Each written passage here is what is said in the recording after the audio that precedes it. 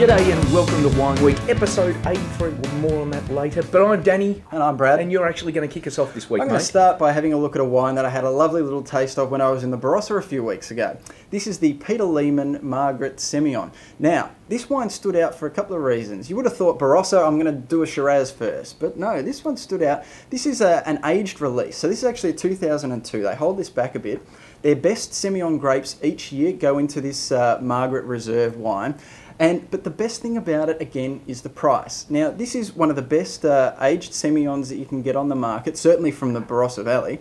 And you're only looking at mid-20s. So, you know, even a little bit less sometimes on special.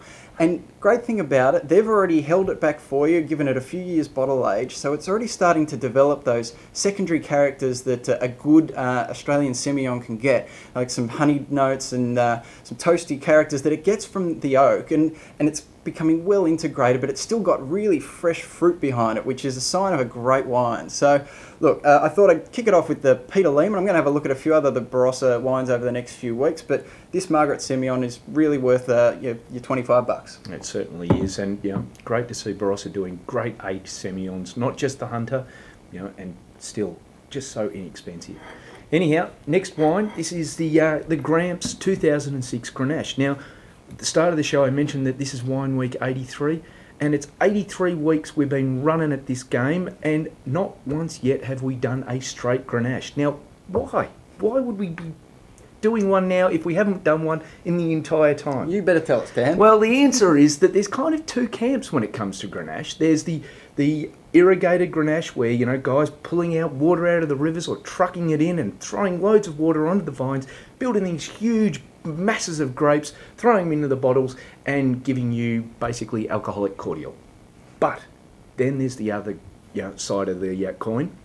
Guys like Gramps that are basically, you know, getting their vines, letting the bush do what it does best, which is, you know, choose how much water is going into them. The dry-grown, bush-grown Grenache is beautiful. You know, it's big, it's meaty, it's in your face, but it's earthy at the same time, and it's got a finish that hangs on and on in a really good way. It's not that, you know, slam your palate with flavour and then just disappear to kind of wateriness behind it that the irrigated style Grenache can do. You know, this dry-grown, just beautiful, and $17 a bottle.